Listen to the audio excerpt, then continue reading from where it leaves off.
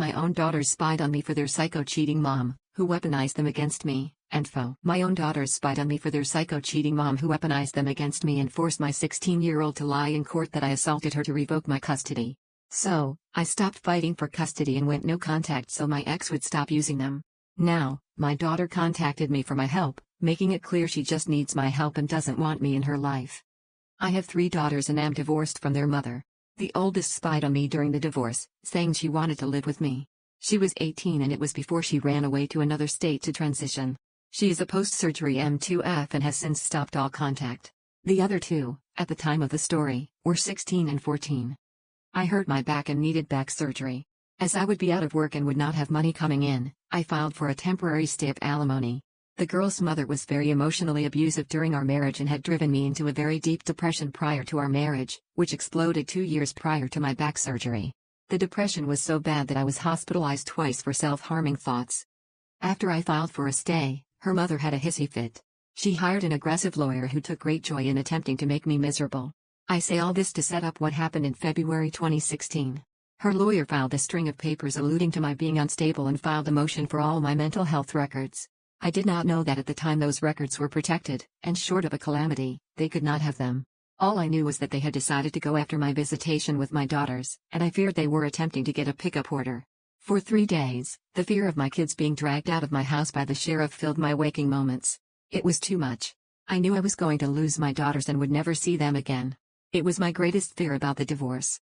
I told her to come get the girls. I told them to pack up, and I cried and hugged their necks. Then, I locked myself in my bathroom and swallowed 60 Percocet. I sat down and waited to die. Unfortunately, my current wife of 8 months called the sheriff and they took me to the hospital. Then, the real hell began. I got out of the hospital and skipped my next week's visitation. We had alternating weeks because I knew I was not strong enough for the stress of having to deal with my psychopath ex. So, 3 weeks after my hospitalization, I was preparing to get the girls again when my ex went for an ex-parte order suspending my visitation. For those who do not know what an ex-parte order is, it is where only one side goes before a judge and is only legally allowed when there are immediate safety issues that preclude calling another party to talk to the judge. As it was the middle of her week, there was not an immediate safety issue and they had more than 48 hours to notify me of the hearing. As such, the order was illegal, but still, I was not allowed any contact with my daughters until the judge had a full hearing on his order, something he is required by law to do ASAP. 2 more weeks go by and I get a message from the parenting software we are required to use that the 16-year-old was hospitalized for a Valium overdose. This was more than 24 hours after she was taken to the hospital. I called the judge's office and had to fight to speak to him, as it was an emergency and I wanted to visit my daughter in the hospital. The judge had the meeting over the phone with me and my ex-wife's lawyer. The lawyer claims the daughter would be released the next day, it was all a mistake, etc., and asks the judge not to allow me to visit. So, the son of a BTCH, may he rot in hell, agrees I could not visit my daughter. The wait for a court date went into May. The judge made it very clear that he would not have time to schedule a hearing on his BLLSHT ex-parte order for at least a year. But if I let the magistrate hear it, then it would be May. The magistrate first had to hear other motions. She lambasted both me and my ex for letting our hostility toward each other turn our daughters into weapons. And you know what? She was right. On my second day of hearing, I told the magistrate that I was willing to let go of the girls to keep them from being weapons. The magistrate changed immediately. She found in my favor on all motions and ordered my ex-wife to make sure the girls both came to supervised visitation until we had the hearing on the ex-parte order, which the ex-wife's lawyer was trying to get delayed yet again. My 16-year-old had refused to go to supervised visitation with me since it was set up in April. The magistrate told her that we would be having a hearing on it during the next 2 weeks as they had not placed a bond as required by law, etc. Then, we had a break. When we came back, her lawyer had wanted to call the 16-year-old's therapist with disturbing news and was told no. The day before, she had agreed to have no witnesses on this set and had released all my properly subpoenaed witnesses. So then, her lawyer tells the magistrate that a complaint had been made to DCF against me. That complaint was BLLSHT and found without merit. Then suddenly, my 16-year-old claimed to DCF that I had been sexually abusing her since she was 5. My ex-wife told me this on July 4th on a phone call that I could tell was being recorded. Then the sicko actually suggested that the 16-year-old came on to me. Why would she lie? Just trying to find anything they could spin to charge me. At this point, the attorneys recommended I never see either girl again. How could I trust them after this lie? We settled the suit the next month. It turned out that the ex lied to the court to get alimony. At the time of her divorce, she actually made more money than me, but she told the court she made less than half my salary. Since the psychiatrist would not allow me to go back to work, she got no child support, she got no further alimony, and we agreed not to sue her for the $20,000 she stole. I also agreed not to contact my minor children until they reached out to me. The 16-year-old graduated from high school in June. I was not invited. I do know that they know they can contact me, but neither have. I am under no illusion they will ever speak to me again.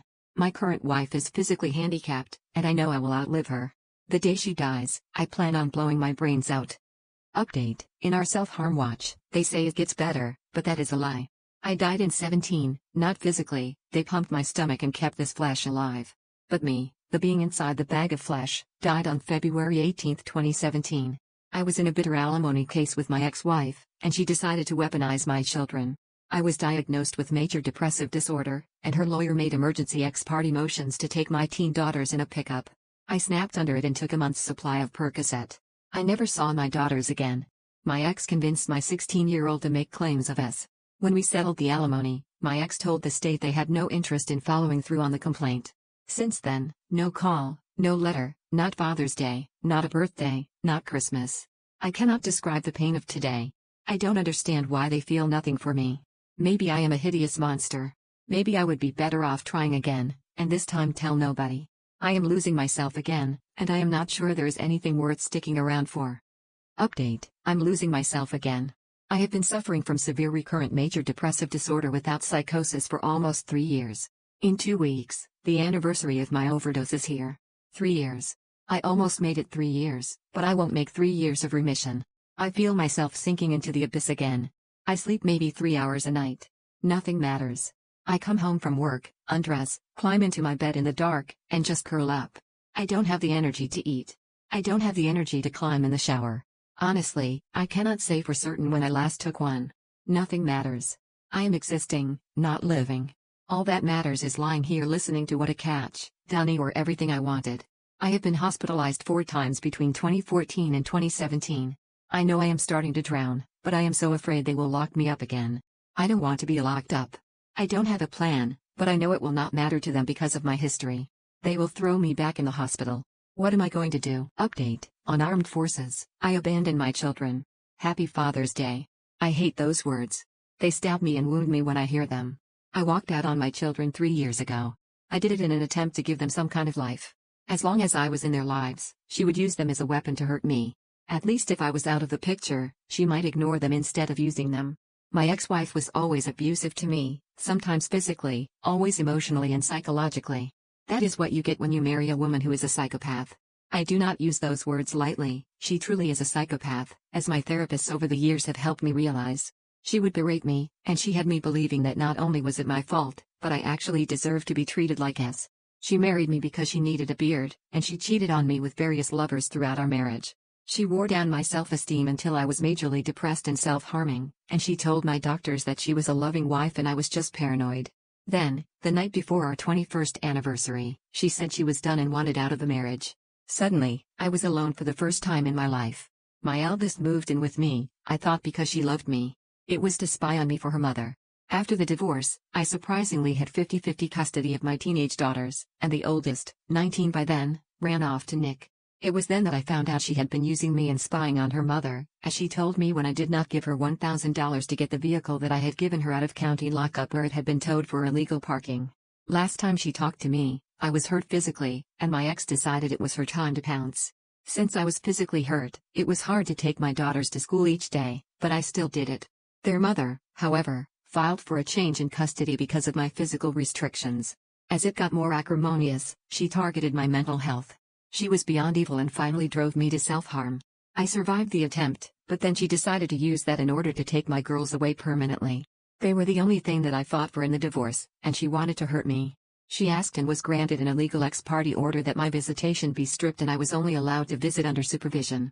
When I attempted to see my daughters, she told the courts that my daughters stated they did not want to go to visitation, and what could she do because of their age? Finally, there was a hearing in magistrate's court, and the magistrate admonished both of us that all this fighting over the girls was hurting them. I did not sleep that night. The words hurt because they were true. I told the magistrate the next moment that I would waive custody if she thought it was better for the girls. The magistrate did not think it was better and blasted my wife. Her lawyer had the magistrate recused, and what I thought was hell got so much worse. My ex convinced the oldest minor daughter, then 16 years old, to accuse me of SA. That was my Father's Day gift in 2017, to have my daughter lie about me to DCF. My lawyer took it and went after my ex for fraud in court. It turned out my ex forgot to tell the court she was making $30,000 more a year than they thought. Basically, she was making more than me and should have been paying me alimony. A deal was worked out where basically I gave everything up. I did not sue over the alimony. I gave up my daughters and I could never reach out to them unless they reached out first. The day it was signed, my ex met with the DA and said the charges were all a misunderstanding and they did not want to seek prosecution. She was never charged for it. I got away with everything, and here I sit 3 years later and I have never heard from my daughters again. Well, not exactly true. The younger one, now almost 17 years old, contacted me last year because she wanted me to pressure her mother to let her stay at the school she was currently at. She made it abundantly clear that she had no time in her life for me to do anything else. I know I will never see my daughters again, and that is why I hate Father's Day. Second story. My crush won't break up with her boyfriend even after I proposed to her and told her I'm a better catch and will earn more money than him. She still chooses her boyfriend. She is 15 years older than me. She then banned me from her store, saying I'm stalking and harming her. How can I file a lawsuit for racism? 4 years ago, I started going to a weekly D&D game at my local game shop. The game is run by a 32-year-old woman, Amber. Amber has been in a relationship with a 27-year-old guy, Rob, the entire time I've known her, but Rob recently proposed to Amber. I don't think Rob is good for her. He forgot her birthday last year, and I've never seen them do anything romantic together, not even kiss, despite the fact that he has been coming to these games the whole time. Rob doesn't have a lucrative career either. He got his PhD and barely makes ends meet as an adjunct professor, only because he's living off the money Amber makes. I'm starting college next year and I'm majoring in computer science. I'll be making way more money and I'll be able to take way better care of her. I'm not just talking out of my ass either. I'm pretty sure she has some kind of feelings for me because she's bought me dinner a few times on game night, and she always tells me how smart and funny I am. She seems super interested in my college plans and she asked me if I had a girlfriend last year. I know it seems weird since she's 15 years older than me, but if you saw us together, you'd understand. TLDR, I'm in love with my GM and I'm a better choice for her than her boyfriend. How do I get her to understand that? Relevant comments deleted. She doesn't like you as anything more than a friend and she is engaged. I'm cringing at your paragraph about going into computer science and being better than her partner because of that.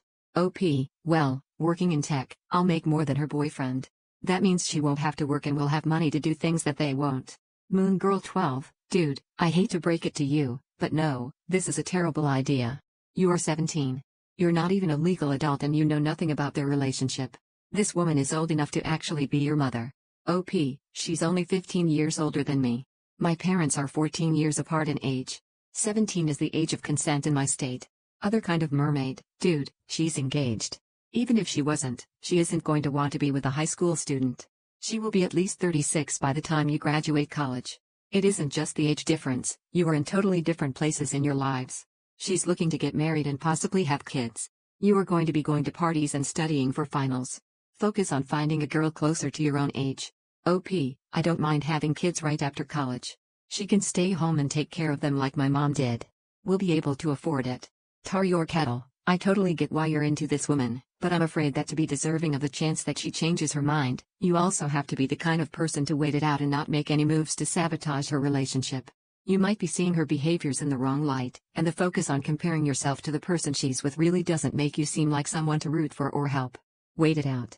If the feelings become a problem, remove yourself before considering getting between them, and if nothing happens for too long, maybe try to meet other women her age or like her. Both your best shot at her changing her mind about Rob and your best shot at coming out of things alright if nothing happens between you. OP, if I wait too long, she'll be married to him and they'll probably have a kid, and I'm not interested in raising his kids. Update 1 month later. Hi, I'll try to keep this brief. I usually spend my Fridays at a local hobby store playing D&D and MTG. Over the years I have been playing there, I have developed a crush on one of the employees, Amber. She has a boyfriend, Rob, but I felt like I had to say something or I'd regret it, so I did. She told me she was flattered but not interested. I'm not the type to give up and my dad told me persistence pays off, so I started bringing her flowers every day both at her work and her apartment. I didn't stalk her, she lives close to the store and I've seen her walk home a few times. She took me aside on Monday and told me that she felt it would be best if I dropped out of the D&D group she runs for the store. I asked her if she was also kicking Rob out of the group and she said no, claiming that I was HRSSNG her on Tuesday. I went in and complained to the store owner, telling him about the situation and how it's unfair that she is kicking me for having feelings for her but not her boyfriend. I told him how unprofessional it was to hang out with her boyfriend at work. The owner told me he'd investigate and asked for my phone number so he could get back to me. This morning I got a phone call from him saying that after speaking with Amber and the other employees, I'm harassing her, and he's decided to ban me from the store. I tried to tell him they were lying to him, but he hung up on me. I want to sue him for punishing me for something I didn't do. Is there a specific type of attorney that specializes in this? Does the fact that I'm black and the rest of them are white give me any grounds for a discrimination lawsuit? Third story, my lesbian friend got pregnant with my child and gave birth to our son, but I never knew. I found him at her funeral at the age of 26. He knew me but didn't contact me. Even my family knows, but they kept me in the dark. Am I wrong to resent them now? Apologies in advance for the grammatical errors. I have fat fingers and I'm lazy. I am 49 and found out earlier this year that I have a son, am 27, from a relationship with benefits I had prior to meeting my now wife, F48, of 25 years. 27 years together. My son's biological mother, Shauna, was a girl I'd known for a couple of years prior to our relationship with benefits. Shauna was an accountant who worked for my uncle's, my mom's brother's, business, where I worked part-time while at university. I first met Shauna in late 1994 when I was 19 and she was 30. She was an absolute stunner, the sexy older woman in the back office. I might have pursued her back then if it were not for the fact that she was a lesbian and in a relationship, and Chasing Amy hadn't been released yet. In any case, I started a relationship with someone a few months later and proceeded to have nearly 2 years of hell with the spawn of Satan who was my ex. I will save that story for another time.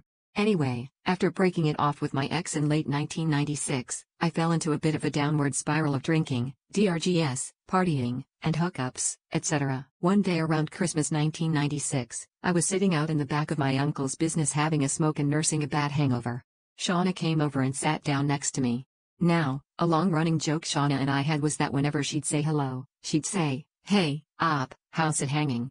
To which I would always respond, 10 inches to the left, and we'd always laugh. However, on this particular day, she sat next to me and asked, "Hey, op, how's it hanging?" However, this time I responded rather flatly, "Yeah, I'm okay." Obviously, with a less than enthusiastic response, she could sense something was off. Rather than asking me what was bothering me, she just hugged me and said, "Hey, big fella, I know you're going through some heavy stuff at the moment. I just want you to know I'm here for you if you need anything." That made me tear up, and I hugged her tightly. I should mention at this point that at this time I was living in Adelaide, around 2,500 kilometers away from my hometown Perth and my family. Other than my uncle and a few friends, I really had no one I could confide in, so Shauna showing me care at this point really opened the floodgates of emotions. I quickly left and went home. I told my uncle I was not feeling well. Later in the day, Shauna comes over to visit. We sit down, and I open up to her about everything that occurred over the last couple of years with the she-devil ex and how I've been since. Shauna was a wonderful listener and totally understanding.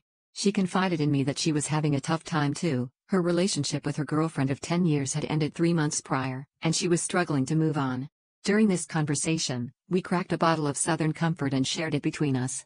After a few hours, we were both starting to get quite drunk and a little touchy-feely. I think you can all see where this is going. At one point, she puts on some music, Taylor Dayne's I'll Be Your Shelter, and pulls me off the couch to dance. Fast forward a minute or so, and we are back on the couch and making out. She says to me at one point, "It's been a while since I've been with a fellow. I want to see if I've missed anything," at which point she unzips my pants and pulls out my manhood, which is fully irked. She then says, "Huh, you weren't kidding, see my earlier quote about 10 inches to the left." Anyway, to not go on too long, we had SXXX then and several times a week over the next couple of months. We both helped each other get over our past relationships and move on. Shauna was a great girl, phenomenal in bed, and a really good friend, but there was no spark between us as far as love went. It was pretty clear her eyes in that respect were more for girls, and from my side, the age gap was too big. She was 32, I was 21. In around March 1997, I got an offer to move back to Perth for a job. Having been homesick for a while, I accepted, and a month later, I was back home. Prior to leaving, Shauna and I had ended our relationship with benefits. Our last session together was pretty memorable. We left on good terms, and I gave her my contact details for after I moved. Fast forward to August 1997, and I meet my soulmate and the woman who I will forever be grateful for having in my life. We got married in May 1999 and built a life together. My wife found out many years prior that she was unable to have biological children. This didn't bother me at all, as there were plenty of kids who needed a home. We ended up adopting 3 kids, 1 boy, M21, and 2 girls, F18 and F12. Fast forward to January 2024, and I get a phone call from my uncle, M70, that Shauna had passed away and wanted me to fly over to attend her funeral. Though I'd not seen her much since leaving Adelaide, maybe twice in passing over 27 years, it did mean a lot to my uncle to have me come over. Shauna had been a good friend and employee of my uncle's for many years. So my wife and I fly over and attend the funeral. During the funeral, when it came time for the eulogy, the priest said it was to be read by her son, Antonio, which is my first name, not the name I go by, though.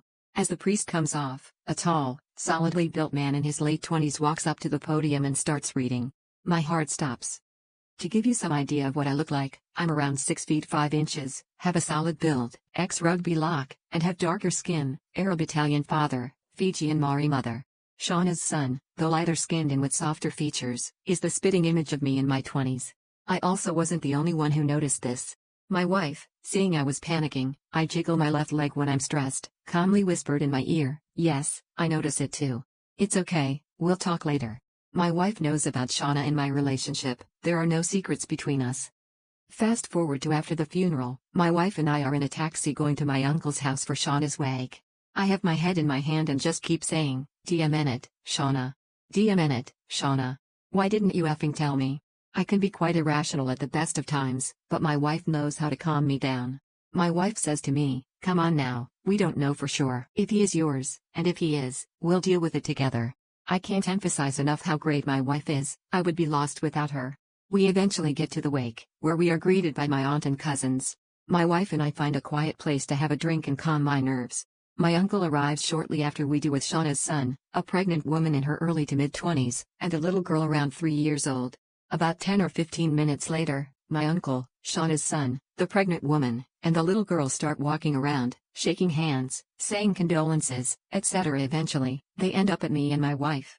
My heart is racing at this point, and my uncle makes the introduction, this is Antonio, his lovely wife Kayla, and their little girl Tabitha."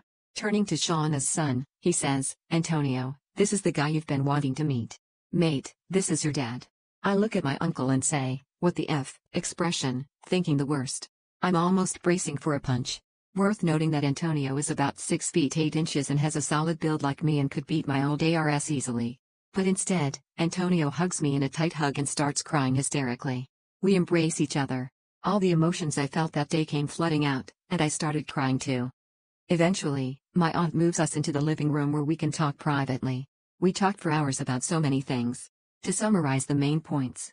Yes, Antonio is definitely mine, no need for a paternity test. Antonio has known about me since he was 18 but decided not to reach out as he wasn't sure how his mom or I would react. My uncle and auntie have known me for years. In fact, it was my uncle who told him at age 18 who I was. Antonio has a really gentle soul, not bitter, not angry, just curious about me and our family. As you can guess, I'm a granddad. It's been 6 months since then, and things have been great between us. All of the family has met up several times and has become very close, especially with his siblings. They get along like a house on fire. Antonio has become very attached to my wife as well. I think with his mom passing, he has been in desperate need of a mother figure, and my wife has been more than happy to fill that role. My wife and I have also embraced being grandparents to our 2 grandchildren. Yes, Kayla gave birth to a healthy baby boy back in May. We all flew over for the birth.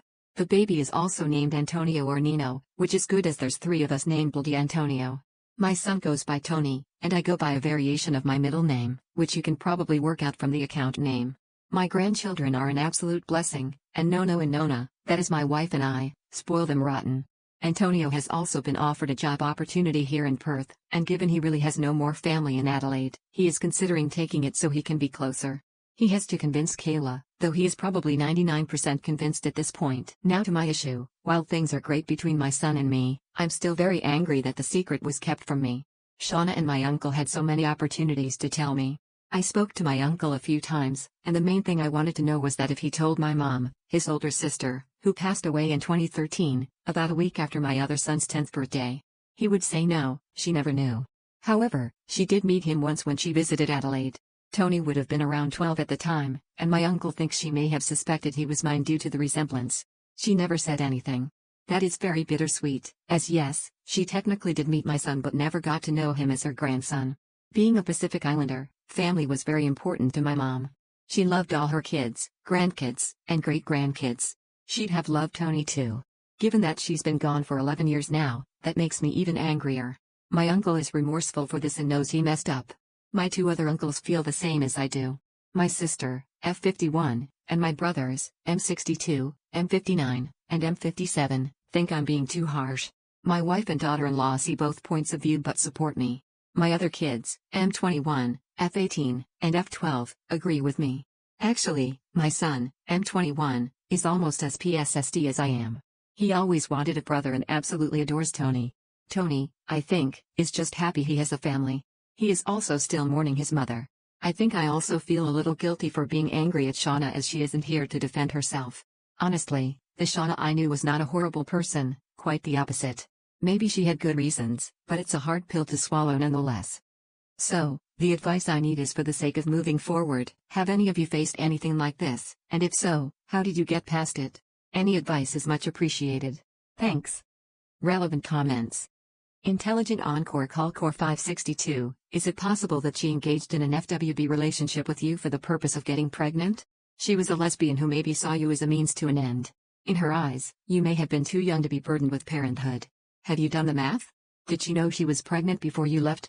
Did she end the relationship as soon as she knew she was pregnant, or were you leaving the reason it ended? Did you ever call her to talk after you moved? Maybe she heard you were seeing someone and decided not to interfere with your relationship. One more question. Did anyone else know you were intimate? She might have had concerns that people would accuse her of robbing the cradle. You are probably not ever going to get any answers unless she keeps a journal and you're allowed to read it. Counseling may help you deal with never getting answers. Thanks for the reply. With the first, engaged in friends with benefits to get pregnant, I don't think so. Shauna was a career woman, and I'm not sure she wanted kids. Honestly, she really was a kind soul, and I can't imagine her doing that. I think it is quite possible that my being 21 or 22 at the time may have played a factor. My uncle sort of alluded to that, maybe not wanting to ruin my relationship. Still, it would have been nice to be given that choice. With the math, my son's birthday is August 20, 1997, so technically he's 26, but according to his birth records, he was 8 weeks premature. It's a miracle he survived. Doing the math, he would have been conceived in January or February 1997. It's quite possible she didn't know she was pregnant when I left at the end of March 1997. Tony and I both asked close friends of Shauna if she was intimate with other men during that time. The answer from everyone was an emphatic no. In fact, Shauna told them I was her father. Lots of people apparently knew, except me, of course. Even without all that, I know by looking at Tony that he's my son. He really does look like me, only taller, younger, and better looking. I never thought about a diary. I could ask Tony to check, but even if there is one, I don't think either of us would want to read it. As for counseling, I've been seeing a psychologist for over a decade due to bipolar disorder. We've discussed this at length. Tony and I talked the other week about having him sit in on a session when he moves to Perth. We both agree on that. I agree with you, though, we'll probably never know the full story. Stony 1, girl, I feel like your anger is part of the healing process. You've lost a lot of friend trust in your family member, uncle, and you've missed out on your child's childhood and much more. You will need to go through the stages of grief. Anger is just one you'll need to get through. Like the other posters said, focus on what you have gained. It might just help you get past this anger stage. Best of luck, OP, most likely. I'm not really one to hold a grudge, so it's unusual for me to still feel angry after this long. Just posting here and reading everyone's comments has helped a lot. I flipped this post to my kids, including Tony, and my daughters, F18. Response was, for FS sake, Dad, did you really need to mention your D size? My wife said I should have filtered that part out. To me, it established the dynamic between Shauna and myself, maybe my way of establishing her personality so people wouldn't demonize her. She really was a wonderful person. Feel free to demonize my ex-girlfriend, though. The girl I dated prior to Shauna, she's already the spawn of Satan and hasn't changed since I broke up with her 27 years ago. Intelligent Core 562, it sounds like you've got every reason to be upset. Do either of you have plans to move closer to each other? Maybe you need to work on thinking up some way to make up for lost time. Maybe something silly like on his birthday, Send him 27 gifts ranging from baby toys to kid toys to tween and teen toys, etc. You could use what you got from your next oldest as inspiration. LOL. OP, thanks for your comment. My son is planning on moving to Perth later this year, pretty much a done deal. I offered him to live in one of my rental properties around 20 minutes away from where I live. There is a massive shortage of rental properties in Australia at the moment, so having a place to stay is paramount. As for the 27 birthday gifts, for his birthday in August this year, I'm taking him over to New Zealand to visit my sister and her family. We'll also go visit my mom's hometown and her grave. My mom is buried in a Maori cemetery in New Zealand. It's important to him and me that he understands his heritage and Maori culture. We don't see much of it in Australia. Fortunately, my brother-in-law, my sister's husband and a full-built Maori, can educate him. He's been educating me on this stuff for years. I'm thick, though. Thank you for watching the video. If you are interested in listening to these kinds of stories, we've got more in store for you.